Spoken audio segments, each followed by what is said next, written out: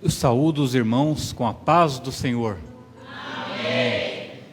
Meus prezados irmãos, mais uma vez, para mim é um motivo de muita alegria nós estarmos juntos aqui para meditarmos na palavra do Senhor. Esta palavra que nunca foi produzida por vontade de homem algum, diz a Bíblia, mas os homens santos de Deus falaram inspirados pelo Espírito Santo. Esta palavra, da qual disse o Senhor Jesus: passarão os céus e a terra, mas as minhas palavras não haverão de passar. Glória a Deus. É nesta palavra que nós queremos meditar nesta noite. Eu agradeço a Deus por mais uma semana que Ele tem nos dado. Agradeço a Deus também pela confiança do pastor Douglas em nossa pessoa, de nos conceder esta rica oportunidade. Eu valorizo cada oportunidade que eu tenho para ministrar a palavra de Deus, porque isto, para mim, é um grande privilégio. E nesta noite, eu gostaria de fazer uma meditação rápida, em poucas palavras, porque nós não queremos cansar a igreja. E para isso, eu convido a todos que façamos uma leitura de um texto bíblico que se encontra no livro de Salmos, número 23. O Senhor é o meu pastor, nada me faltará. Deitar-me faz em verdes pastos, guia-me mansamente a águas tranquilas. Refrigera minha alma e guia-me pelas veredas da justiça, por amor do seu nome. Ainda que eu andasse pelo vale da sombra da morte, não temeria mal algum, porque tu estás comigo. A tua vara e o teu cajado me consolam. Preparas uma mesa perante mim na presença dos meus inimigos, e unges a minha cabeça com óleo, e o meu cálice transborda. Certamente que a bondade e a misericórdia me seguirão todos os dias da minha vida, e habitarei na casa do Senhor por longos dias. Glória a Deus. O Senhor é o meu pastor. Nós temos no primeiro versículo do Salmo 23 uma metáfora. Metáfora é uma figura de linguagem, e as figuras de linguagem servem para facilitar o entendimento e às vezes para enfatizar uma ideia. E a metáfora é muito utilizada para fazer uma comparação através de uma semelhança. Por exemplo, se eu disser que o pastor Douglas é fera na Bíblia, eu estou dizendo que ele tem um bom conhecimento da Bíblia. Ele não é uma fera, mas eu usei a comparação para enfatizar o que eu estou querendo dizer. E nesse primeiro versículo, nós temos uma metáfora. O Senhor é o meu pastor. Ora, o Senhor não é um pastor de ovelhas, mas o cuidado que Ele tem com a igreja, o carinho e o zelo são semelhantes ao que o pastor tem com as suas ovelhas. Na Bíblia, meus prezados irmãos, com frequência, Israel é apresentada como um rebanho e Jeová como o pastor desse rebanho. É bem verdade que o trabalho do pastor é um trabalho muito árduo. Estou dizendo do pastor de ovelhas, porque ele precisa alimentar o rebanho, ele precisa proteger o rebanho durante as vigílias da noite. Durante o dia, ele precisa proteger contra os predadores, ele precisa medicar as ovelhas que estão doentes, precisa prover água e precisa prover comida. Então nós vemos que é um trabalho árduo. E a metáfora do pastor mostra o carinho e o zelo do Senhor nosso Deus pela sua igreja. É interessante na Bíblia, meus irmãos, que o Senhor Jesus também usou a metáfora do pastor. Ele disse: eu sou o bom pastor. O bom pastor dá a vida pelas ovelhas. O mercenário, a quem não pertence as ovelhas, vê vir o lobo e foge. O lobo vem e dispersa as ovelhas. Ele foge porque ele é mercenário. Ele não tem cuidado com as ovelhas. Eu sou o bom pastor. As minhas ovelhas me conhecem e eu também conheço as minhas ovelhas. Assim como o Pai me conhece, eu conheço o Pai e dou a minha vida pelas ovelhas. Ainda existem outras ovelhas que não são desse aprisco. A mim me convém agregá-las também. Elas ouvirão a minha voz e haverá um rebanho e um pastor. Glória a Deus. Por isso o Pai me ama, porque dou a minha vida para tornar a tomá-la. Ninguém a tira de mim, disse o Senhor Jesus, mas eu espontaneamente a dou. Eu tenho poder para dá-la e tenho poder para tornar a tomá-la. Este mandamento eu recebi do meu Pai. Glória a Deus. Então nós vemos, meus prezados irmãos, que o Senhor Jesus também utilizou a metáfora do bom pastor. E lá no Oriente Médio, o pastor tem um auxiliar. O auxiliar dele é um cão. E alguém pode adivinhar qual é a raça desse cão? É um cão pastor.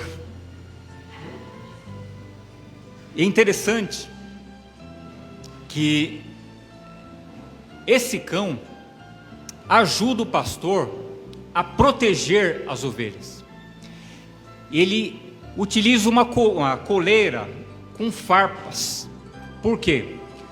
Porque se um lobo, se um coiote tentar atacar o rebanho, ele vai primeiro no cão pastor e ele pega na jugular. Por isso eles colocam as farpas, porque se pegar na jugular, ele tem a farpa para proteger. E as ovelhas, desde a antiguidade até hoje, são guardadas em um aprisco. Alguém sabe o que é um aprisco? Aprisco é um cercado de pedra, de mais ou menos 1 metro, 1,5 metros, e nesse aprisco, eles fazem um círculo, ou pode ser um retângulo, e o pastor, para proteger o aprisco do ataque de predadores coloca arbustos com espinhos para elevar a altura e impedir que os predadores entrem no aprisco.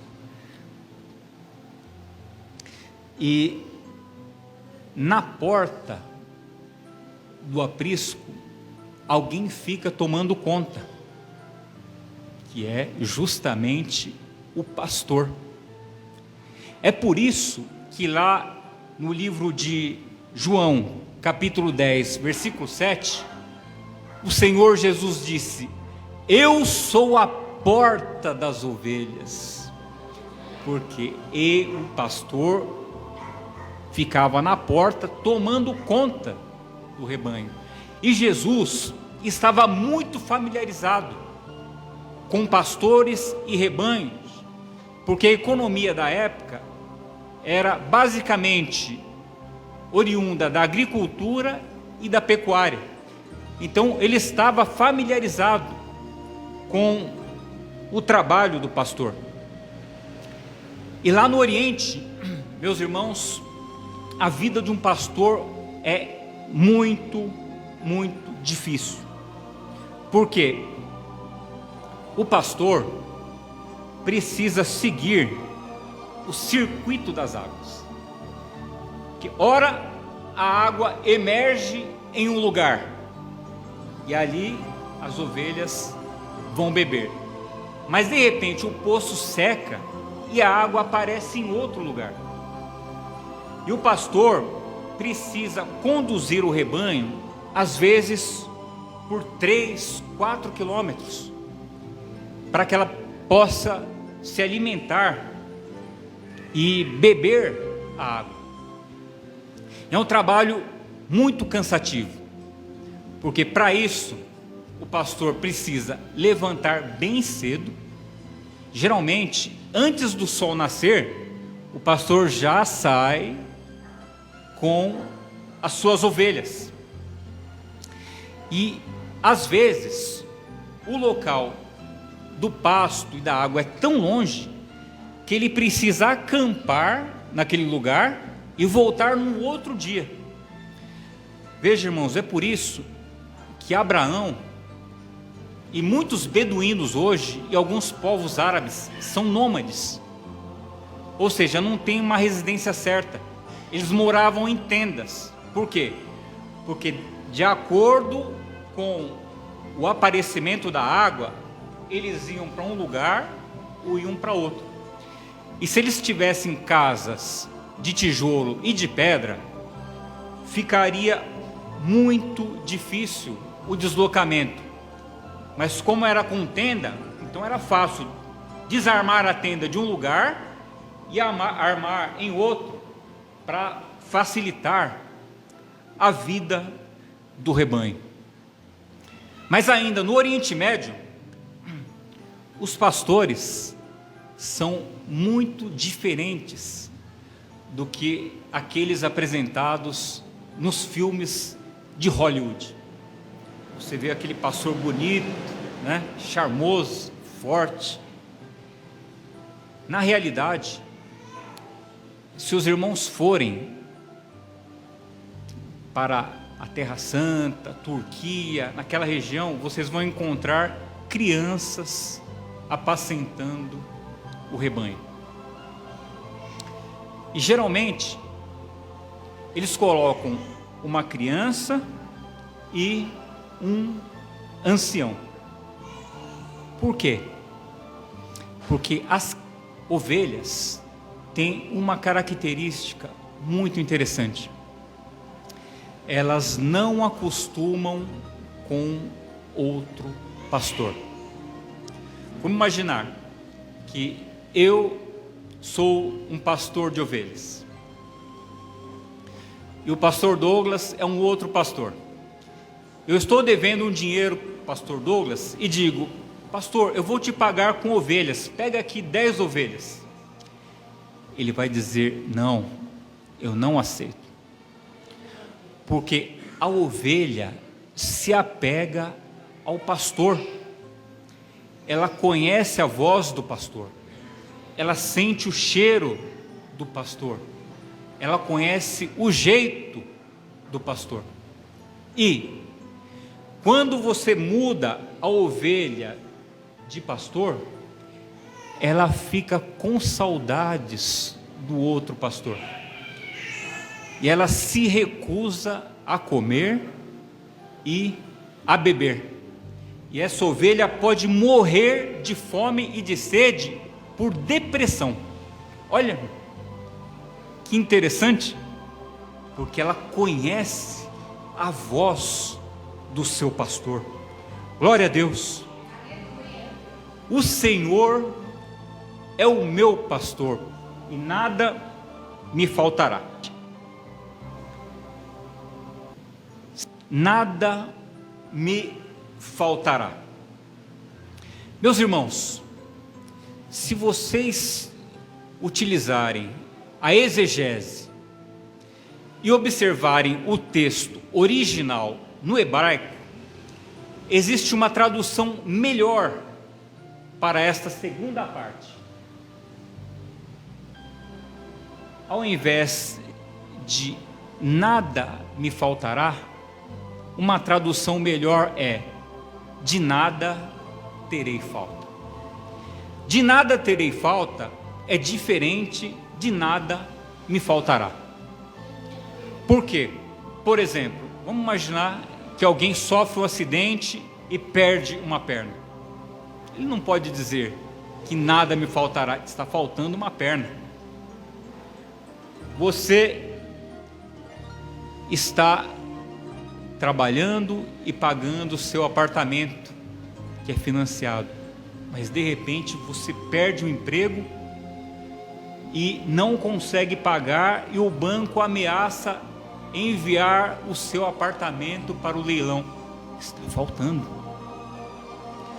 Mas quando nós lemos no original, de nada terei falta, o sentido é diferente.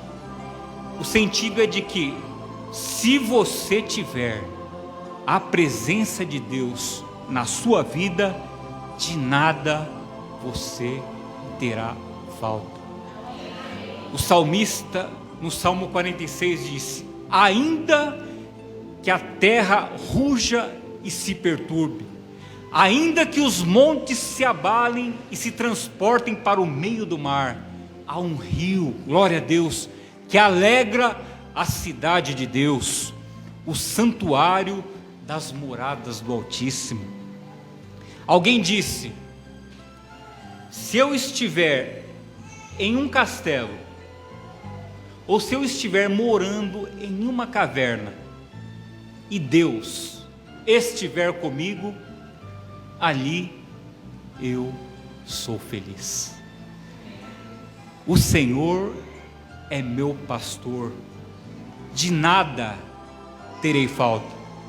Se nós olharmos, meus irmãos, Israel no passado, quando eles saíram do Egito, a Bíblia diz lá no livro de Deuteronômio, capítulo 2, no versículo 7, que o Senhor abençoou toda a obra das tuas mãos. O Senhor te viu caminhar por este grande deserto.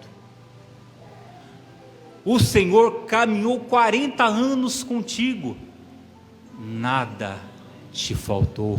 Glória a Deus. Olhando para trás, nada faltou para Israel, mas olhando para o futuro, diz a Bíblia no Salmo 34, versículo 10, que os filhos dos leões necessitam e sofrem fome, mas os que esperam no Senhor, de nada tem falta. Glória a Deus. Então nós vemos que aquele que espera no Senhor e o tem como pastor, de nada tem falta. Deitar-me faz em verdes pastos, e guia-me mansamente a águas tranquilas. Meus irmãos, como eu já disse anteriormente, devido ao calor e à secura do clima, as ovelhas precisam de beber muita água. Elas precisam de água diariamente. E os pastos verdejantes e as águas tranquilas são muito diferentes daqueles que nós imaginamos. Lá no deserto, o pasto verdejante é um arbusto aqui, outro ali embaixo, e o resto é só deserto. E as águas tranquilas, às vezes são águas barrentas, porque às vezes o poço seca em um lugar, ou ele vai secando, e o barro começa então a se misturar com a água. E ali as ovelhas começam então a beber da água para refrescar a sua sede. E é nas águas tranquilas, onde o Senhor as conduz, que elas encontram a paz e o descanso. E o Senhor Jesus, Ele também de igual modo convida as pessoas para virem a Ele, para encontrar este mesmo descanso. Ele diz: vinde a mim, todos vós que estáis cansados e oprimidos, e eu vos aliviarei. Glória a Deus. Tomai sobre vós o meu jugo e aprendei de mim, que sou manso e humilde de coração, e encontrareis descanso para as vossas almas, porque o meu jugo é suave e o meu fardo é leve. Glória a Deus. Deitar-me faz em verdes pastos e guia-me mansamente a águas tranquilas. Refrigera a minha alma e guia pelas veredas da justiça, por amor do seu nome. É nas águas de descanso que as ovelhas sentem o refrigério. A Bíblia diz que assim como um copo de água para uma alma sedenta, assim são as boas novas de uma terra remota. É nas águas de descanso que as ovelhas refrigeram a sua sede e a sua alma. E é nesse sentido, meus irmãos, que o Senhor Jesus disse: se alguém tem sede, vinde a mim e beba, pois como diz as Escrituras, se alguém beber de mim, rios de água viva fluirão do seu ventre. Glória a Deus. É interessante, meus prezados irmãos, que o salmista diz: guia-me mansamente a águas tranquilas. Ora, o pastor guia as ovelhas. Veja que lá no Oriente Médio, às vezes dois pastores, cada um com seu rebanho, se cruzam, e eles vão passar pelo mesmo caminho. Mas eles desenvolveram uma técnica. Às vezes eles cantam uma música, e às vezes eles fazem um som peculiar da região, tipo lá, lá, lá, lá. E aí as ovelhas escutam, e quando eles vão se cruzar, um pastor cumprimenta o outro, e as ovelhas passam, e nenhuma se mistura com o rebanho do outro. Por quê? Porque as ovelhas conhecem a voz do pastor.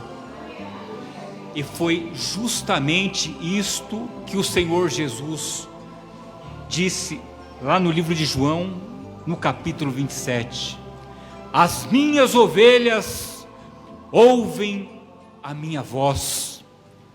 Eu as conheço e elas me seguem. Dou-lhes a vida eterna e nunca hão de perecer, e ninguém as arrebatará das minhas mãos. Glória a Deus. Guia-me mansamente a águas tranquilas. Eu estou me lembrando, meus prezados irmãos, de uma experiência que o salmista teve lá no Salmo 46. Disse o salmista que ele estava no charco de lodo e ele não conseguia sair dali. E o charco de lodo é mais ou menos como a areia movediça. Quanto mais a pessoa se mexe, mais ela afunda.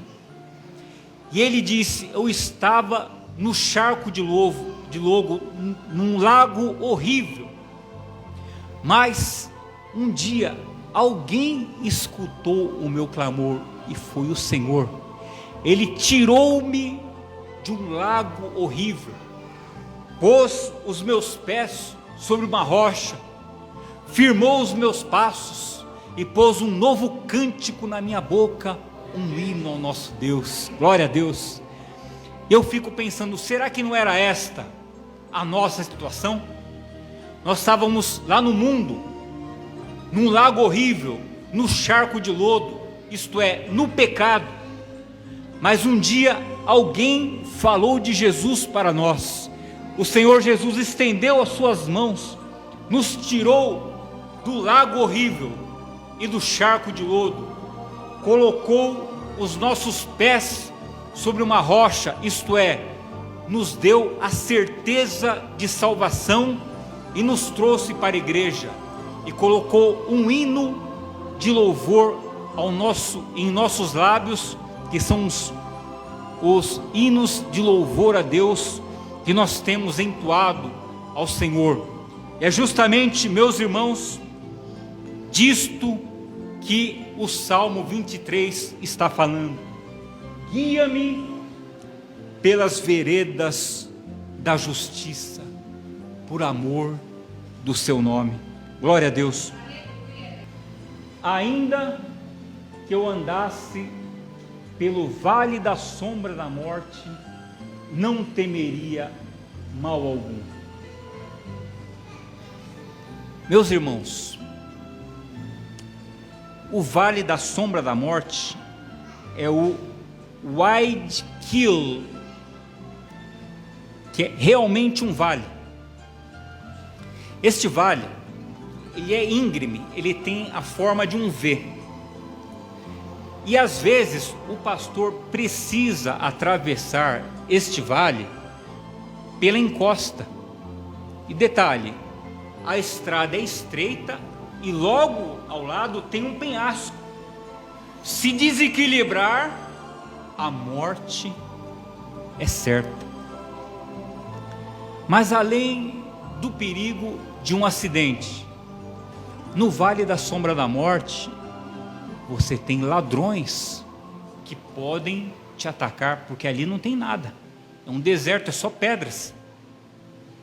Além dos ladrões, você tem serpentes muito perigosas, você tem escorpiões, você tem predadores, você tem o sol do deserto, que é de 50 graus, mas ainda que eu andasse pelo vale da sombra da morte, eu não temeria mal algum. Por que ele diz isso? Porque as ovelhas são muito medrosas. A ovelha não tem um canino para morder, ela não tem uma fisionomia de modo que ajude ela a atingir uma velocidade grande para fugir dos predadores. A ovelha não tem como se defender, ela é um alvo fácil para os predadores. Mas o salmista Davi diz: ainda que eu andasse pelo vale da sombra da morte, não temeria mal algum. Por quê? Porque tu estás comigo. Glória a Deus. Na presença do pastor, as ovelhas não têm medo. O pastor não conhece a palavra medo. A presença de Deus é o conforto do seu povo. Por diversas vezes, se nós abrirmos a Bíblia, nós vamos ver a expressão: não temas, não temas, não temas, ó pequeno rebanho, disse o Senhor Jesus, porque ao Senhor lhe agradou dar-vos o reino. Glória a Deus.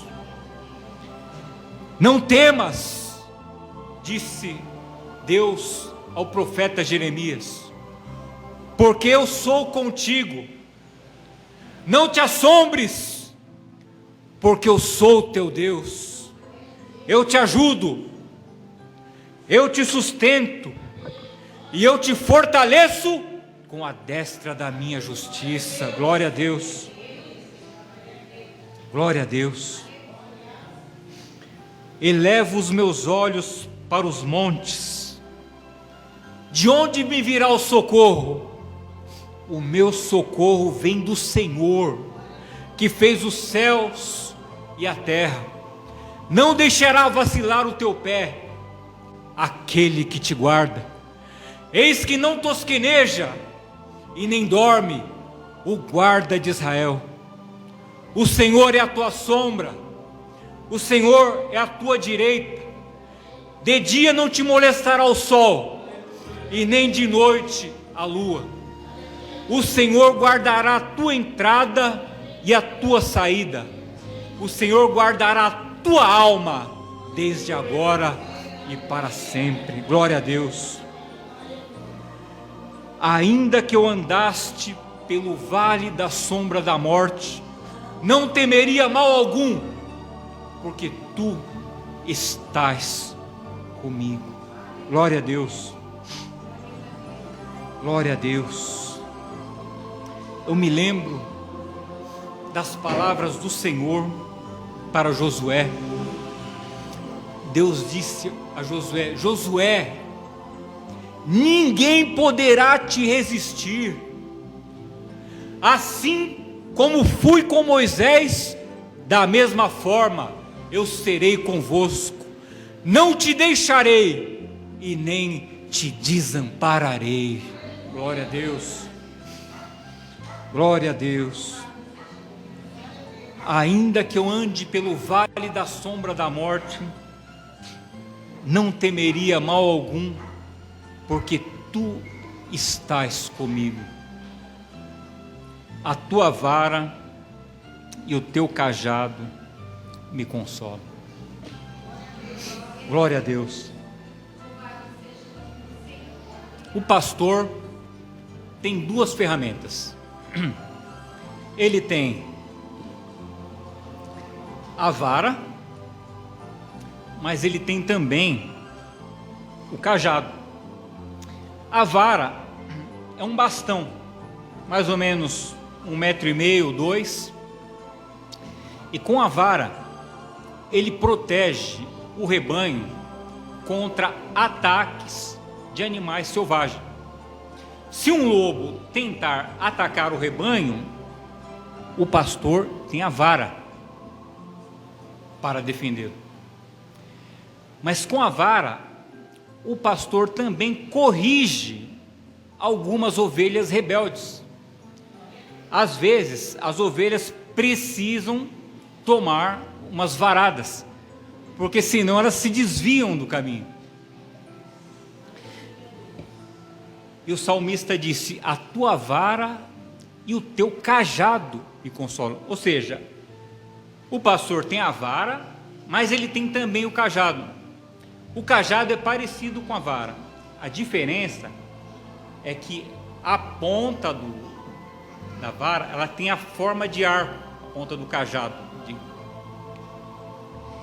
E o cajado serve para o pastor se apoiar, é como se fosse uma terceira perna. Ele vai andando e o cajado o ajuda nas longas caminhadas do deserto. Mas com o cajado também, irmãos, se a ovelha estiver se desviando, ele puxa a ovelha para si com o cajado. Se a ovelha cair dentro de um buraco, com o cajado ele consegue resgatar a ovelha para si.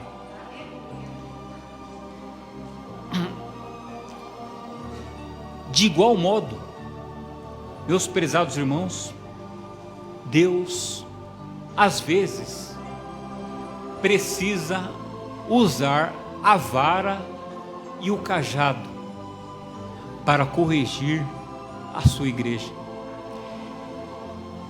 Existem pregadores que só pregam a bondade de Deus. Deus é Pai, Deus é amor, mas eles esquecem de dizer que Deus é justiça também. E a Bíblia diz que Deus corrige e repreende a todos quantos Ele ama. Uma certa vez, um grupo de turistas estava na Turquia e eles estavam de ônibus passando por um local, e neste local havia um grande rebanho e haviam pastores tomando conta do rebanho. E eles pediram para o motorista parar, mas aquele lugar era um pouco perigoso, né? Estava com uma tensão militar, mas mesmo assim o motorista parou e disse: eu vou dar 10 minutos para vocês tirarem as fotos. Então os turistas desceram, e naquela hora, enquanto eles estavam tirando as fotos, eles viram uma cena. O pastor pegou uma das suas ovelhas e com um pedaço de pau quebrou a pata da ovelha. E o turista viu aquilo e ficou sensibilizado. Ele disse: o que esse homem está fazendo com um animal indefeso? Nós precisamos procurar uma sociedade protetora dos animais. Mas quando ele quebrou a pata da ovelha, ao mesmo tempo ele começou a enfaixar. E o guia, vendo aquele alvoroço, foi até o pastor e falou em árabe com ele e perguntou o que havia acontecido.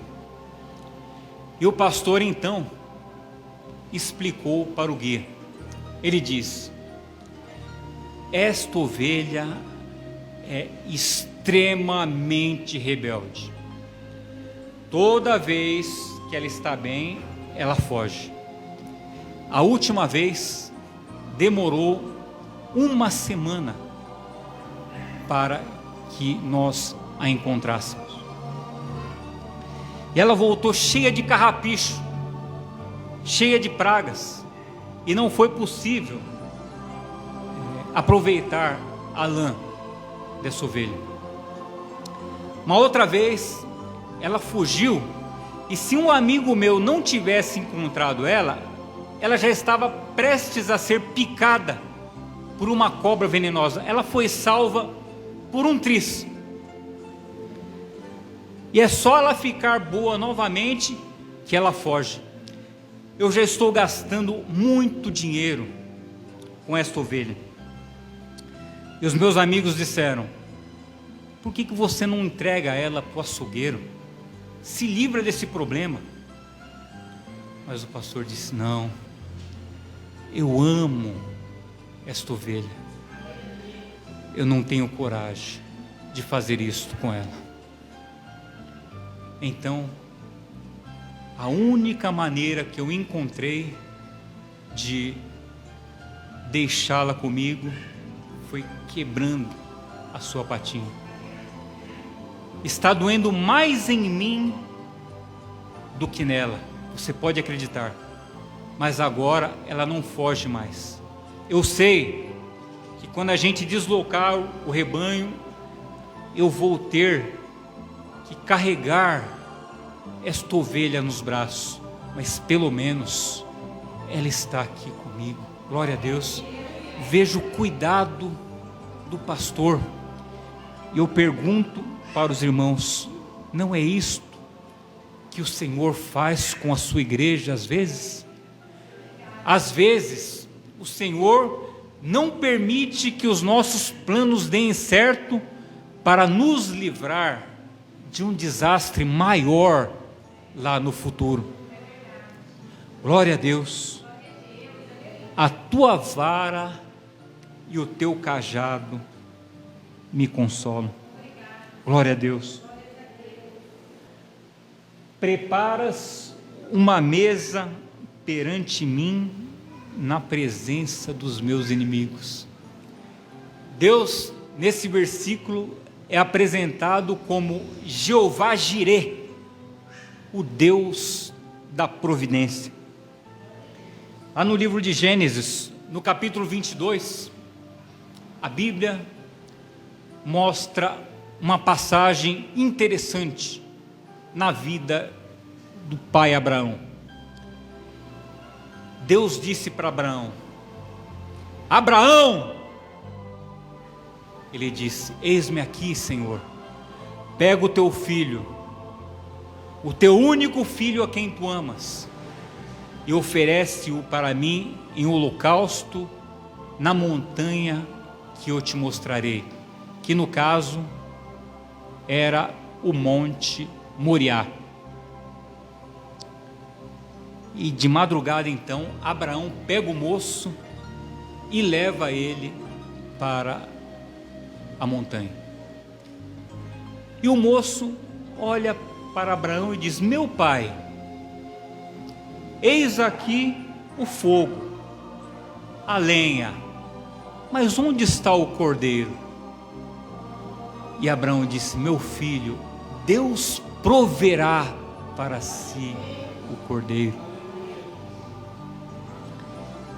E quando Abraão ia imolar o moço, diz a Bíblia que o anjo do Senhor bradou em alta voz dizendo: Abraão, não faças mal para o moço, porque agora eu sei que tu temes a Deus.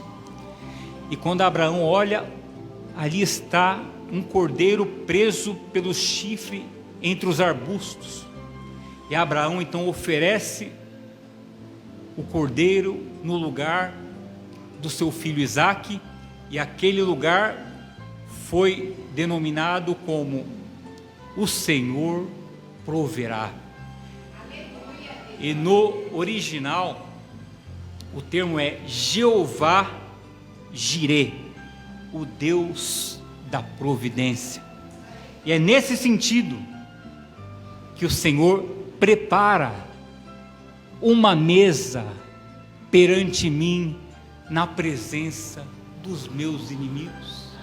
Deus provê as nossas necessidades, glória a Deus.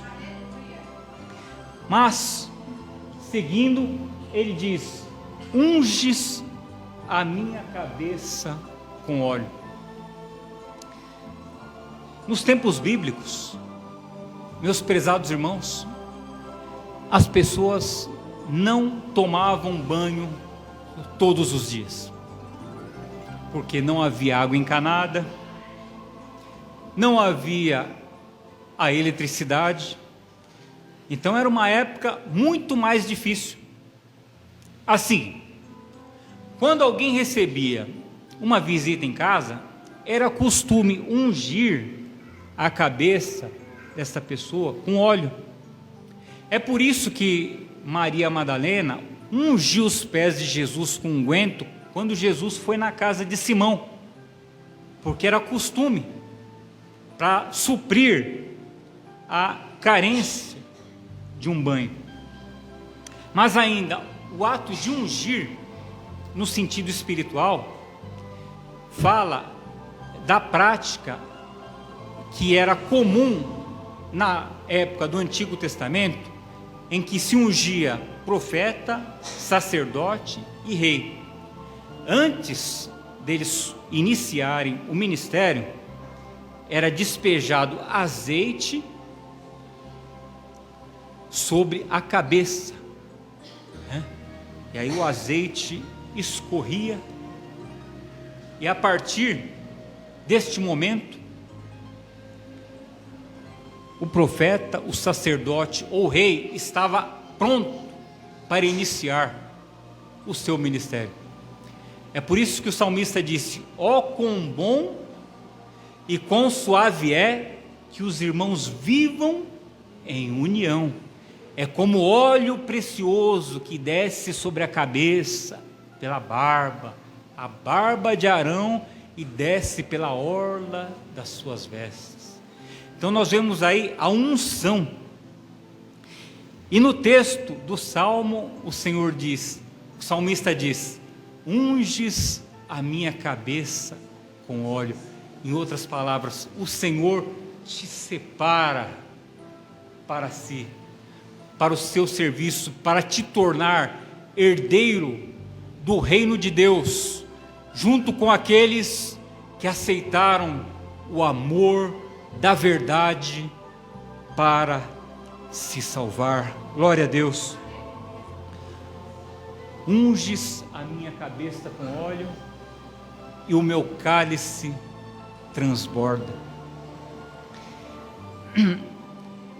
No original, em hebraico, uma melhor tradução para esse trecho é: o meu cálice tem bebida abundante. Acontece que o bebedouro das ovelhas era uma pedra bem grande, talhada na forma de balde, e ali eles enchiam de água, e quando a água estava transbordando, as ovelhas vinham e bebiam aquela água fresca e gostosa. Daí a expressão: o meu cálice transborda. Certamente que a bondade e a misericórdia me seguirão todos os dias, e habitarei na casa do Senhor por longos dias. Eu gostaria de enfatizar uma única palavra este versículo: certamente. Certamente é um advérbio de afirmação. Certamente significa que nada além, nada diferente da bondade e da misericórdia me seguirão todos os dias da minha vida, e habitarei na casa do Senhor por longos dias. Glória a Deus. O Senhor é o meu pastor e nada me faltará. Deitar-me faz em verdes pastos, guia-me mansamente a águas tranquilas, refrigera a minha alma, guia-me pelas veredas da justiça, por amor do seu nome. Ainda que eu ande pelo vale da sombra da morte, não temerei mal algum, porque tu estás comigo. A tua vara e o teu cajado me consolam. Preparas uma mesa perante mim, na presença dos meus inimigos. Unges a minha cabeça com óleo, o meu cálice transborda. Certamente que a bondade e a misericórdia me seguirão todos os dias da minha vida, e habitarei na casa do Senhor por longos dias. Amém. Deus abençoe os irmãos, em nome de Jesus.